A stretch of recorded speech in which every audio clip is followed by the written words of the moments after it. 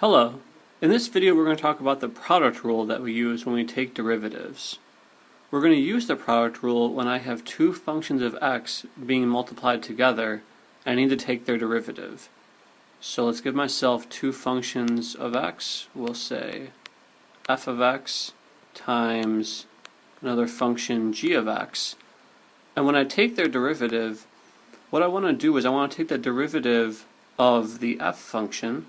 So we'll say f prime of x, and then we're going to multiply it by the g function, which is just going to be left alone for now. Then I'm going to add, and now I'm going to leave the f function alone, and I'm going to multiply it by the derivative of the g function, so g prime of x. So let's give ourselves an example so we can kind of see how this works. Let's change our color. Alright, so let's say I have the function 3x squared sine of x, and I want to take its derivative. So let's say that this is h of x. So if I'm going to take the derivative, I have h prime of x equals, so now I need to identify the two functions here that I'm multiplying together.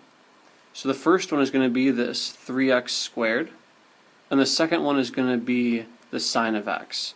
So we're going to follow the product rule as we see above to find out how to take the derivative. Let's switch back my colors. Alright, so I need to do f prime of x times g of x.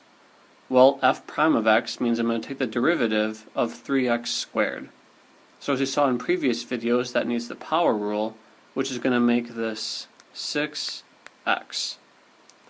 And I need to multiply it by the regular g of x function, which in this case is my sine of x. So that's going to stay the same, so this is sine of x.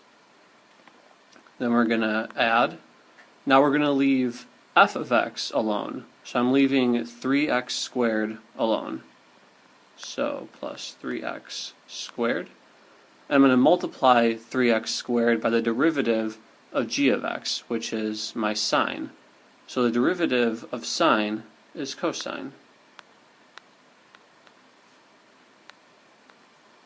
And now we're done. That's using the product rule. We identified that I have two separate functions of x, 3x squared and sine of x.